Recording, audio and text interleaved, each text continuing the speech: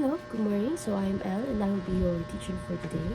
And for today's topic, we have the grammar translation and the audio lingual set.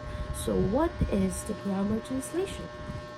Okay, so grammar translation is a method of foreign and second language teaching where makes use of translation and grammar study as the main teaching and learning activities. So why is it called grammar translation? Mainly because it focuses on grammar structures, rules, and translation between L1 and L2. L1 as our native language and L2 as the foreign language. So the purpose of grammar translation method is to add vocabulary in mind, like vocabulary from the foreign language. It also checks its grammar structures and rules, and also when you translate the the L2 to L1, it also checks the accuracy of the translation. So this method is very teacher-centered. So since it is a teacher-centered way of teaching, the learners are passive. Okay. So let's move forward with the classroom techniques. We have here the teacher as authority and student as passive learners. So the teacher's job here is to provide the students with a passage that also includes a reading comprehension questions. So after they evaluate the students' work, they will help the students in achieving the correct translation. So why do they do this? They do this to enhance the vocabulary of the students and help the students, yes, to achieve the correct answers and translations, and also for the students to be familiar with the grammar. So in this method, the language that is used as the use of instruction is the native language and not the foreign language that they are learning. So in the four scales that we have, the reading, writing, speaking, and listening, so students will only enhance their reading and writing here in this method. The reading and writing are the only two out of the four skills are being developed in this method. So this method is not for communication, but it is for intellectual skills. Now, let's move forward with the proponent of this method, which is Carl Julius Prutz. He is a professor that proposed the grammar translation method on 1819 to 1881. It is adopted to teach modern languages by him and Johann Seiden Stucker, and was first introduced in Latin and ancient Greek classrooms in early 19th century. So this method is the oldest method, and it is also called as the classical method. So since it is the oldest, there were not scenarios, there were things that happened in the past which these methods were used to translate Latin and Greek. So before, for them to understand the Latin, they use this method. So like siyempre, the Latin and Greek are very, it's very old, it's very ancient, yeah. So they use this method to understand. So they translate it, the Latin language to their native language.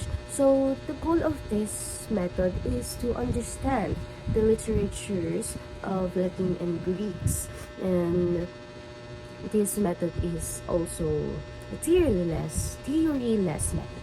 Okay, do you get it? So that is all for this topic. And now, we will have teacher Lloyd to discuss the audio lingual lesson. Hello students! Ako nga pala ang inyong guro for today's topic. My name is Sir Lloyd Cortez at tumako naman tayo sa audiolingual method. Ano nga ba ang audiolingual method? Ito ay kilala rin bilang isang army method at ito ay paraan ng pagtuturo ng foreign language na nagbibigay diin sa listening o kikinig, speaking o pagsasalita bago ang pagbabasa at pagsusulat. It is based on idea that language learning is a mechanical process of habit formation kung saan ang pag-aaral ng wika ay parang pag-iensayo ng muscle para maging automatic ang kilos. Dahil dito, errors are immediately corrected upang maiwasan ang pagbuo ng bad habit sa pagsasalita. Ang goal nito ay makabuo ng tamang habit sa pamamagitan ng paulit-ulit na drills at dialogue practices. Sa audiolingual method, ang habit na tinutukoy dito ay isang pagbuo ng automatic response sa iyong utak. Ibig sabihin kapag may narinig kang tanong, sasagot ka agad nang hindi na kailangan mag-translate sa isip mula Tagalog papuntang English. For example, isipin nyo na parang bata tayo noon bago tayo natutong magsalita o magsulat, narinig muna natin at sinasabi ng paulit-ulit para tumatak ito sa ating utak hanggang maging natural ito sa atin. Gets? Dumako naman tayo sa mga drills o techniques. Para masanay daw ang mga students gumamit ang ALM o Audio Linguistic Method ng iba't ibang drills. Una dito, repetition drill. Uulit-ulitin ng mga student ng malakas ang narinig niyang utterance o sinasabi ng teacher. For example, sasabihin ng teacher, the weather is nice. Uulitin ito ng student, sasabihin, the weather is nice. Pangalawa, substitution drill. Magbibigay ang teacher ng isang sentence at isang bagong salita. Papalitan naman ng student ang isang word sa original sentence gamit ang bagong word. For example, sasabihin ng teacher, I have a pen. Ang new word is book. Ang gagawin ng students, papalitan ng students yung word na pen ng book. Sabihin niya, I have a book. Pangatlo, chain drill. Isang chain ng conversation ang nagbubuo sa loob ng room. Magtatanong si student A kay student B, tapos si student B naman ang magtatanong kay student C. At habang ito ay tumutuloy-tuloy ng paikot-ikot.